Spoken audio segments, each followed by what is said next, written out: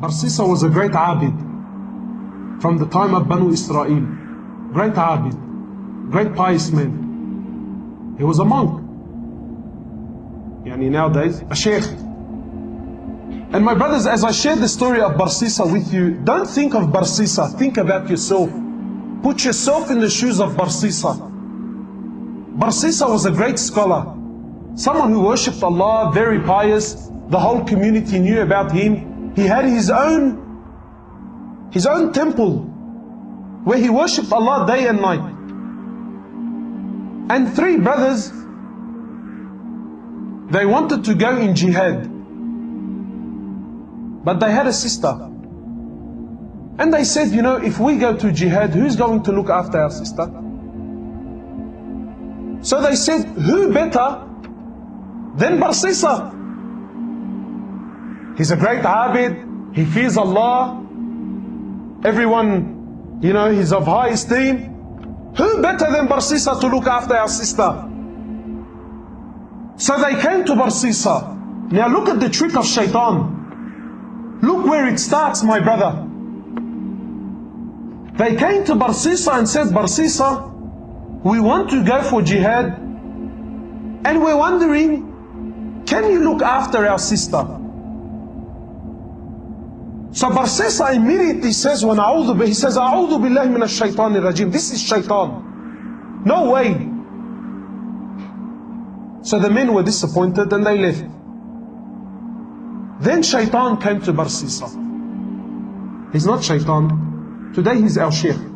So we'll call him Sheikh Shaitan. So Sheikh Shaitan came to Barsisa and said, Barsisa, brother, what are you doing? These men, they want to go for jihad. They're going for good.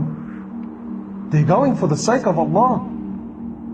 Barsisa, if you do not look after her, who's going to look after her? You are the most noble, Barsisa. You are the most pious man. If they leave her with someone else, what do you think will happen? So Barsisa says, maybe I should look after her for the sake of Allah, for the sake that these brothers. Look at the trick of shaitan. When shaitan knocks on your door, shaitan does not want you to open it fully. Just a little peep, a little, who is it? That's all he wants. A little crack. That's all shaitan wants. Shaitan has all the time in the world. Shaitan wants a little crack. So he calls the brothers back. He says, listen, for the sake of Allah, I will look after your sister, but she will not stay with me. Barsisa was a man who feared Allah.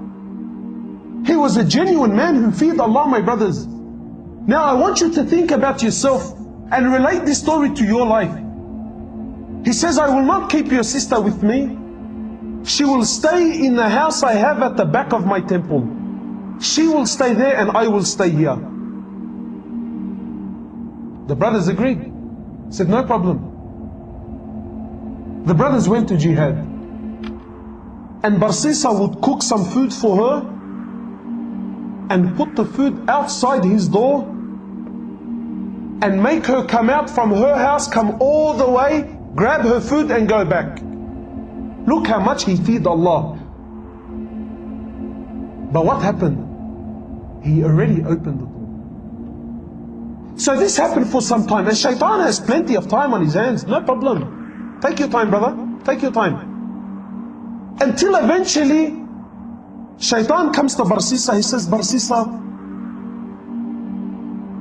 don't you know that when you put the food outside, she has to come from her house, walk all the way to grab her food? And this is a fitna. People can see her. People can see her. I think you should put the food on her doorstep.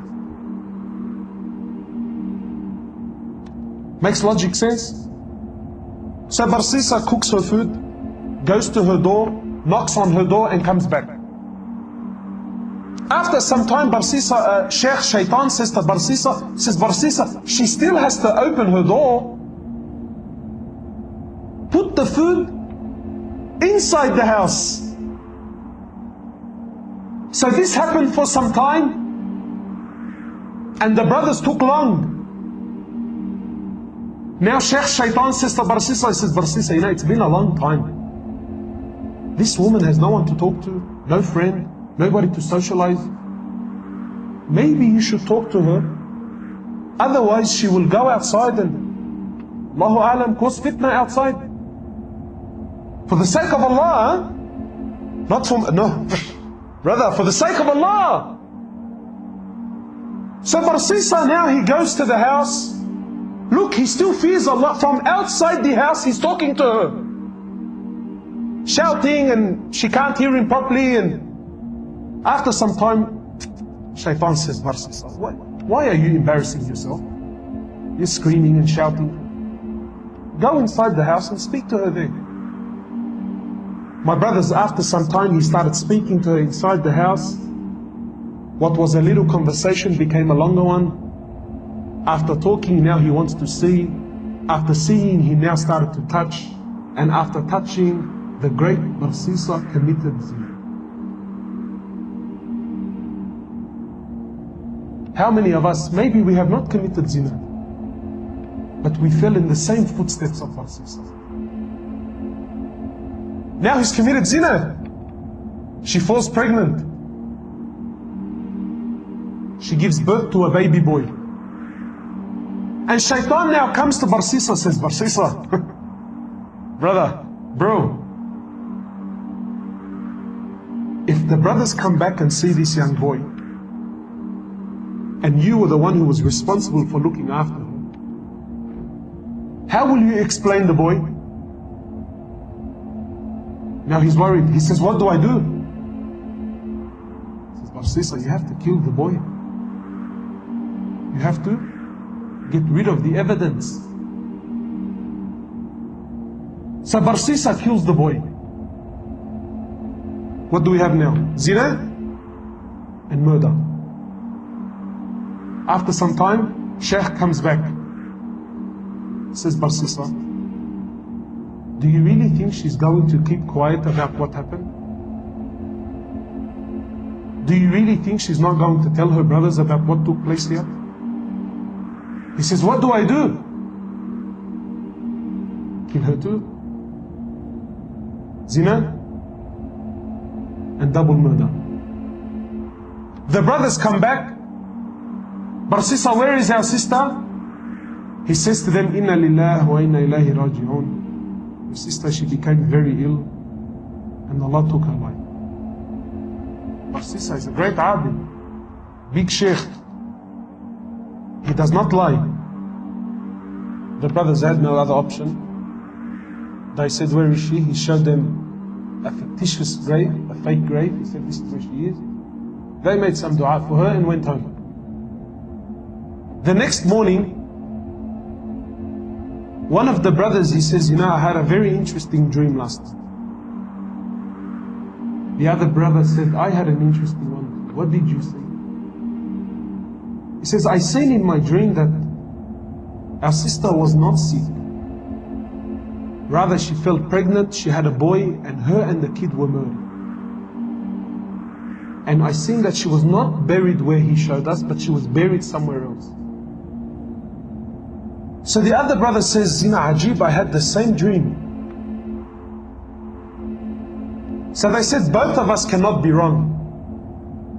They went to where they seen in their dream, they dug up that grave there, they found their sister and the baby there. They went back to Barsisa, they said, Barsisa, you lied to us, this is what took place, and now we're taking you to the ruler.